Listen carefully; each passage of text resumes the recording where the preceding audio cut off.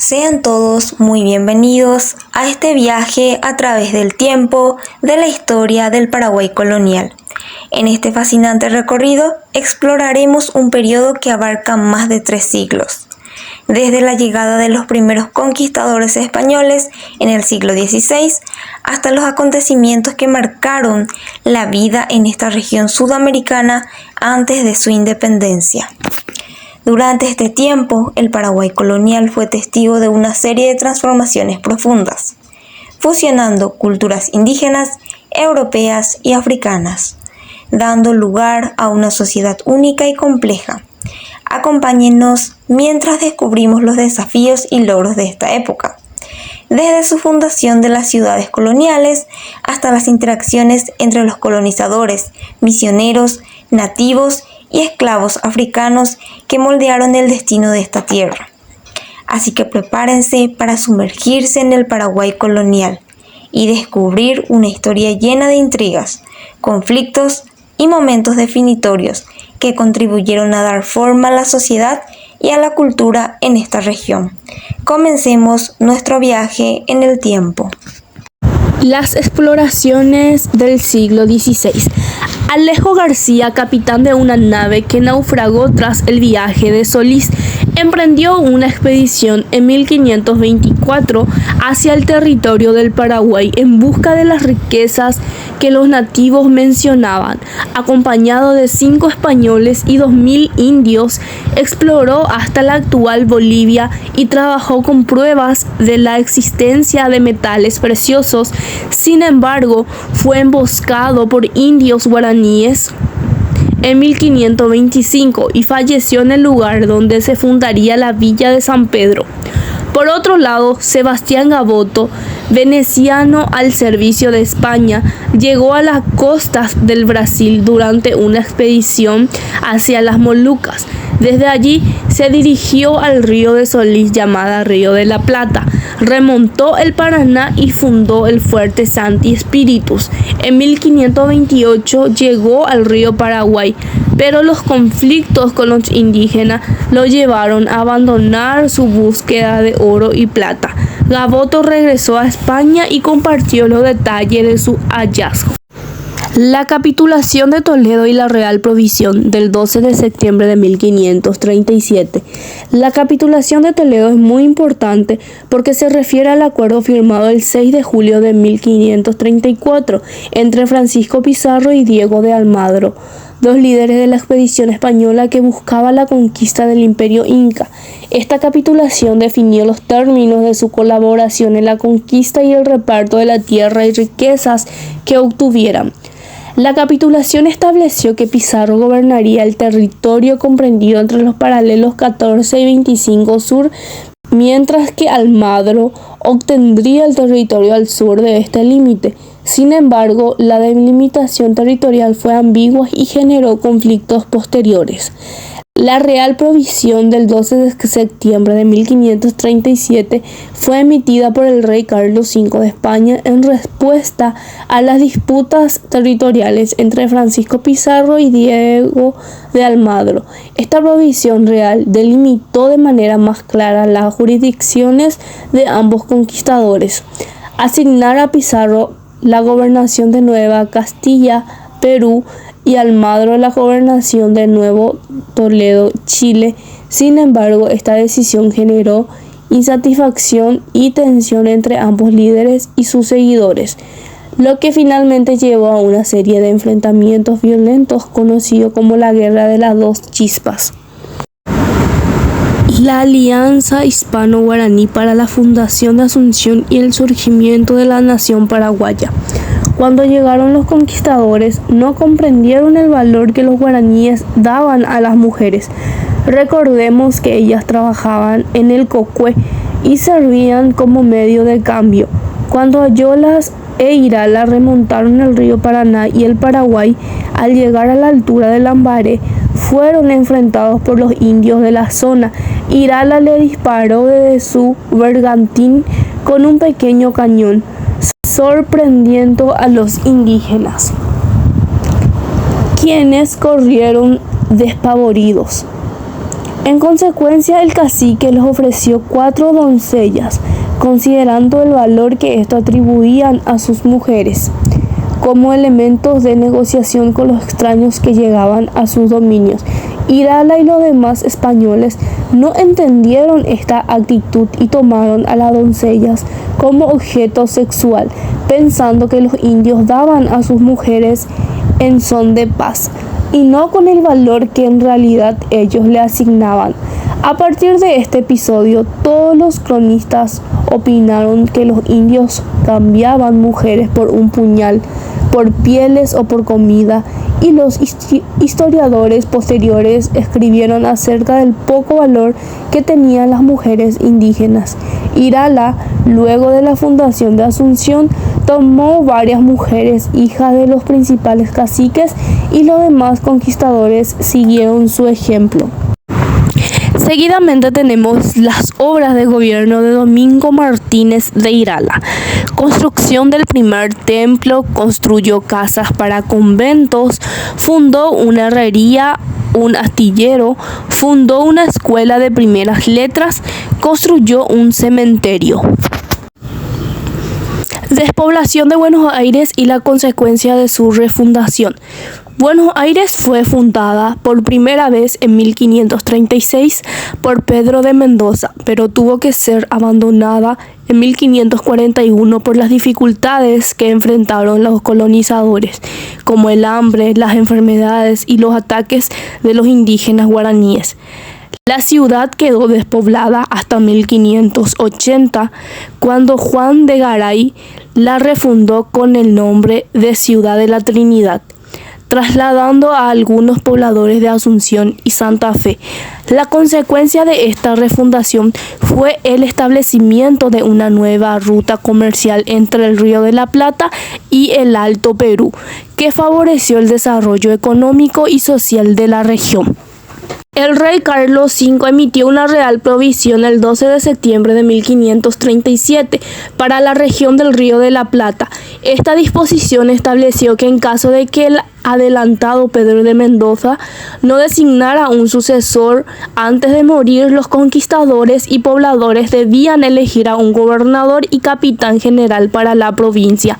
Juan de Ayolas fue nombrado sucesor por Mendoza, y a su vez designó a Domingo Martínez de Irala. Sin embargo, en Asunción se disputaron el cargo entre 4 personas, incluyendo a Irala.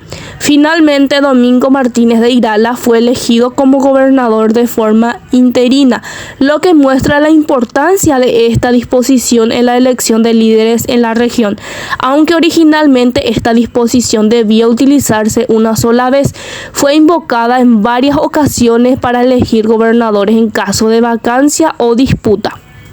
Acto seguido, tenemos las tensiones y continuidades durante el gobierno del capitán Vergara. La reacción contra las encomiendas produjo una nueva revuelta guaranítica entre los años 1559 y 1560, desde el sur de Asunción hasta la región del Paraná. Los nativos tomaron las armas contra los españoles. El sucesor de Irala y yerno suyo, don Francisco Ortiz de Vergara, puso fin al levantamiento, luego de una gran campaña militar que llegó hasta las cercanías del río Paraná. Por esos mismos años, la provincia del Guairá también se rebeló a la dominación hispana. Entre los años 1564 y 1568 hubo una insubordinación general de los guaraníes y tatines. En 1577, los de la zona Yeyuy volvieron a sublevarse a la sugestión de las encomiendas. En 1578, los indígenas de la comarca Soncena rechazaron la doctrina cristiana y huyeron, dejando perjuicios en las cosechas y en los ganados de las granjas criollas. En 1582, un nuevo levantamiento de los indígenas del norte motivó una campaña militar costosa para la provincia. Otras revueltas sucedían durante el siglo XVI, pero fueron reprimidas con violencia. 10 diezmando la población indígena y perjudicando la naciente economía colonial. Las rancheadas. Esta práctica consistía en la enajenación de las mujeres y en la matanza brutal de los varones. La saca de mujeres de sus poblaciones era costumbre corriente de los primeros años de la conquista. Ranchear significa saquear, y los españoles gozaron de esta libertad para cometer estos hechos vandálicos. Un gran número de mujeres fueron concentradas en las primeras chacras españolas, situadas en los alrededores de Asunción. Ellas sirvieron como criadas y concubinas de los españoles. Fueron las madres de los primeros mestizos. Adquirieron un gran valor en los trabajos agrícolas y en el trueque. Los conquistadores cambiaban a las mujeres por caballo, especialmente por ropa, ya que ésta constituía el artículo más escaso de la primera economía asuncena. Es probable que las uniones libertinas entre los españoles y de las mujeres guaraníes haya llegado a su fin cuando sucedieron los matrimonios de las hijas de Irala con los capitanes españoles. Adelantados de la época colonial. Primer adelantado. El primer adelantado fue don Pedro de Mendoza, un noble y rico caballero que había combatido por el emperador Carlos V en Italia. Fue el indicado para realizar una de las expediciones más memorables venidas al Nuevo Mundo, quien el 21 de mayo de 1534 firmó con el monarca una capitulación por la cual se le obligaba a armar por su cuenta una expedición, buscar el paso para llegar al Perú utilizando como ruta el río descubierto por Solís, fundar 3 fortalezas para contrarrestar posibles avances de los portugueses. Se le otorgaba a don Pedro de Mendoza los títulos de adelantado, capitán general y justicia mayor, con derecho a designar sucesor y ejercer la plenitud de los poderes políticos, militares, judiciales y administrativos. Segundo adelantado. Álvar Núñez Cabeza de Vaca. El 12 de marzo de 1542 llegó el segundo adelantado del Río de la Plata, don Álvar Núñez Cabeza de Vaca, quien introdujo los primeros 26 caballos y yeguas. El adelantado realizó expediciones al Chaco, que resultaron en fracaso. A su retorno, los oficiales partidarios de Irala invocaron la Real Provisión del 12 de septiembre de 1537 y lo derrocaron en 1544. Encerrado en la prisión por varios años, fue a España en una nave llamada San Marcos, constituida en los Astrilleros de Asunción. Esta fue la primera reacción del español contra una autoridad designada por el rey. A raíz de esta destitución se originó una guerra civil. Los últimos adelantados. En 1576 llegó un nuevo adelantado, don Juan Ortiz de Zárate, y con él la última gran inmigración hispana. Durante el siguiente siglo, solo llegarían a la provincia esporádicos visitantes, en su mayoría comerciantes, pero ya no influencia migratoria ordenada. En 1587 llegó a Asunción el último adelantado, don Juan Torres de Vera y Aragón, y el año siguiente regresó a España, dejando el gobierno en manos de Hernán Darias. En 1592, por vacancia en el gobierno, se incorporó la Real Provisión de 1537 y fue electo como interino al criollo Hernando Arias de Saavedra, siendo reemplazado años más tarde por Ramírez de Velasco. El siglo XVI termina con las ordenanzas dictadas a favor de los indígenas por el mencionado gobernador. La labor franciscana. El portador de la Real Provisión, don Alonso de Cabrera, había transportado su expedición a los primeros franciscanos. Ellos fueron los frailes Bernardo de Armenta y Alonso de Lebrón, quienes quedaron en la costa brasileña de Santa Catalina. Allí fueron recogidos por el adelantado Álvar Núñez Cabeza de Vaca, quien los trajo a Asunción en 1542. 2 años después, regresarían a España. Llegaron en forma ordenada y con el propósito de establecerse en la provincia.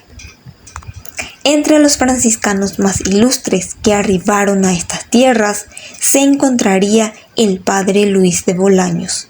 Este fue el primer misionero que aprendió el idioma guaraní, de modo a establecer un relacionamiento más amigable con los indígenas, para ganar su afecto. Trajo esta lengua a un catecismo de la doctrina cristiana.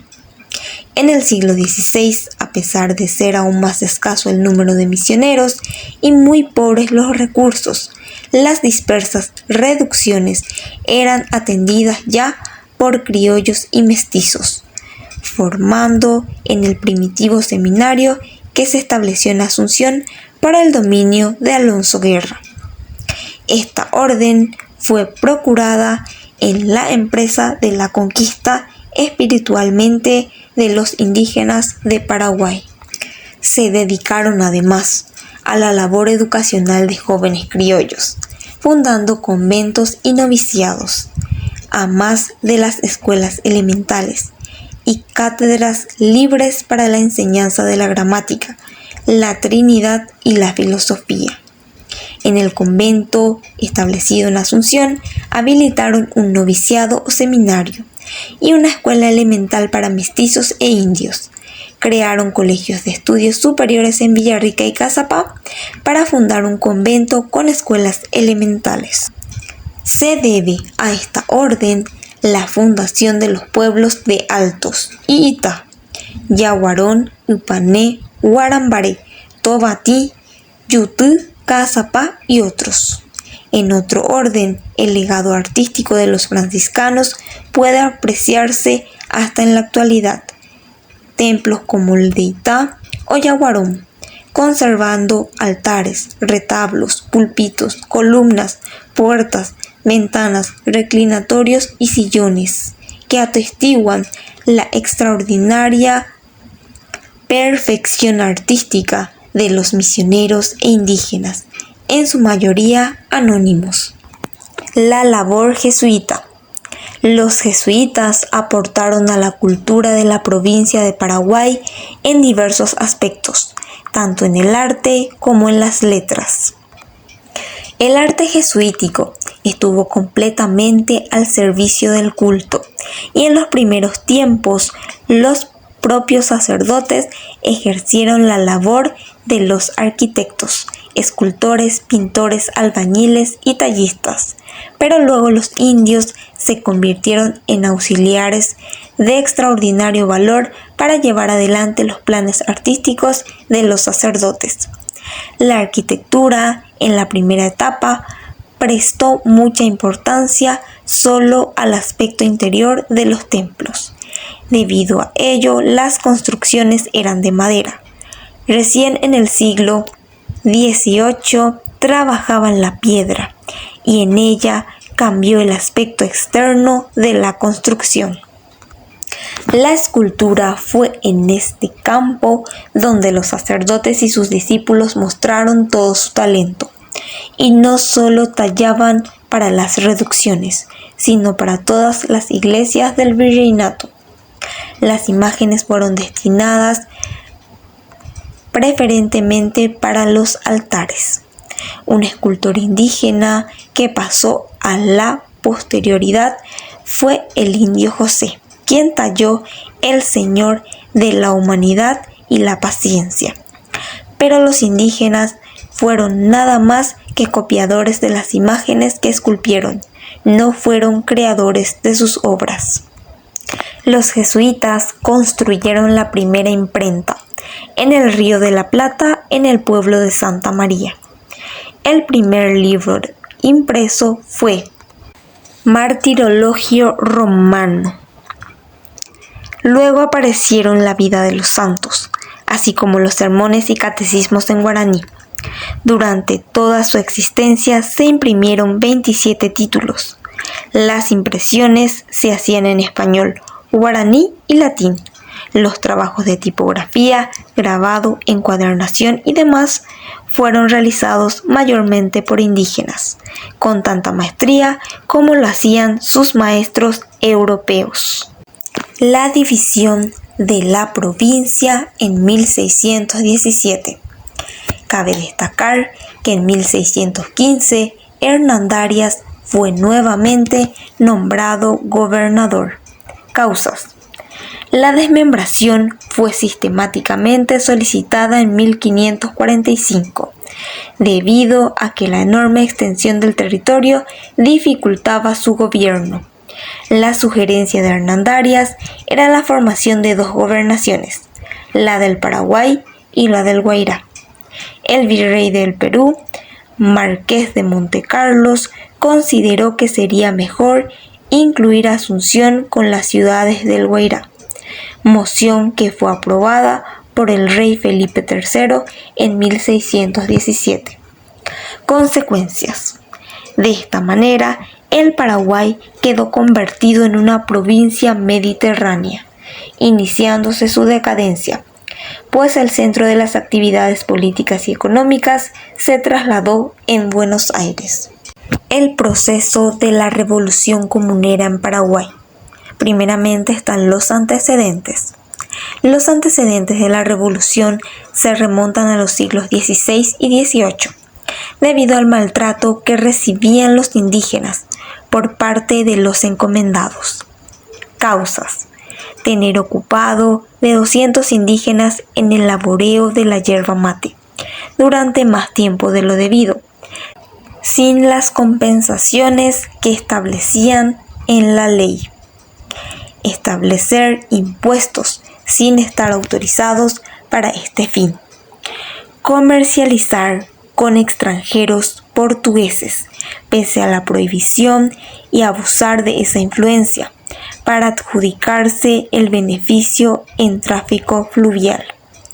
Consecuencias. La muerte por horca y descuartización de varios comuneros, y el destierro con la confiscación de sus bienes a otros rebeldes.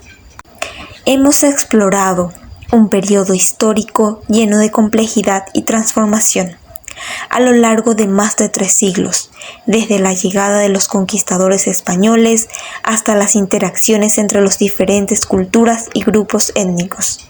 Esta región sudamericana vivió una historia única. Hemos visto cómo las ciudades coloniales se establecieron en esta tierra, cómo se forjaron alianzas y conflictos entre los colonizadores, los misioneros, los nativos y los esclavos, y cómo todo esto contribuyó a dar forma a la identidad y a la sociedad paraguaya de la época. El Paraguay colonial nos recuerda que la historia es una historia de personas, de luchas, de adaptación. Es un recordatorio de que las raíces culturales y sociales de una nación son profundas y complejas, y que el pasado sigue vivo en el presente. Como sociedad, es importante reflexionar sobre nuestro pasado para comprender mejor nuestro presente y mirar hacia el futuro con una comprensión más profunda de las fuerzas que han moldeado nuestra historia.